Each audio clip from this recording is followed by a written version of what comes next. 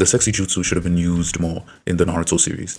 And what I mean by that is, in the earliest parts of Naruto, we see Naruto use this jutsu to defeat Iruka, to defeat Hiruzen and steal the scroll, the Forbidden Scroll.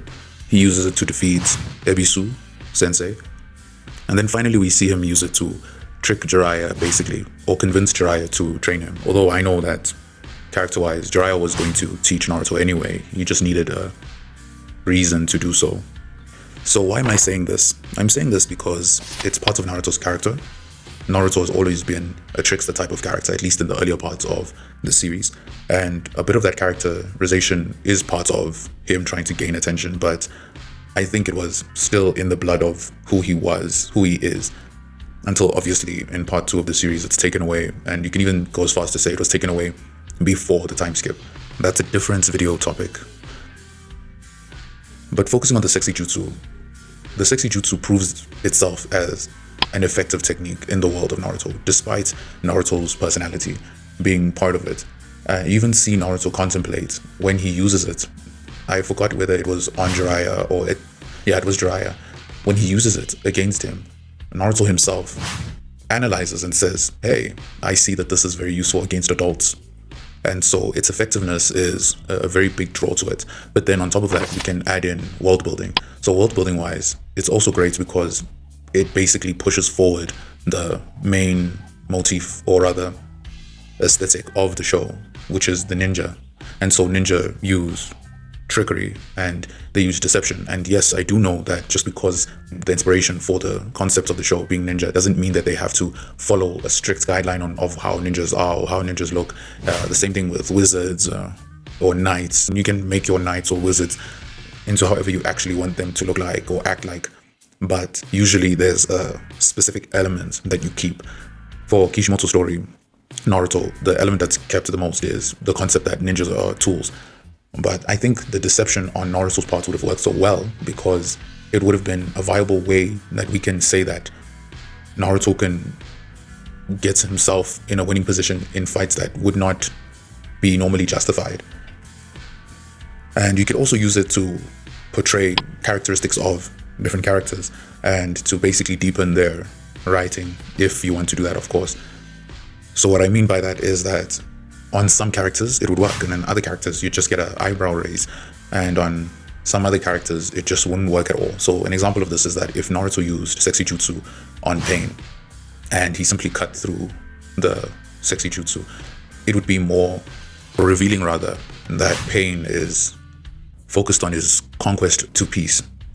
If Obito cuts through the Sexy Jutsu, it shows how deep he is in his copy of Madara's ideals. And also Madara himself, he could just simply cut down. Or you could even show with Obito that he hesitates and then he cuts, which could show that he still has hesitation in Madara's beliefs. And so it's not so easy for him to just simply cut down people. That could have been a way of doing things, but it's not a must. So I'm saying that it's so useful because of these different aspects: world building, character-wise for Naruto, and characterization for Naruto's opponents. I mean, already we have it so that Sexy Jutsu does reveal a lot about the Naruto world that the adults might truly view the other ninjas like Naruto, regardless of their age, as other adults. You know, the way they're able to, like, you have characters able to easily be distracted and perv over the transformation, even with the background knowledge that it's a child that's doing this. To them, it might not be a child, so it might be more ingrained that they can't really tell a different shinobi as a child. Once they're a shinobi, to them they're adults in a very disturbing sense.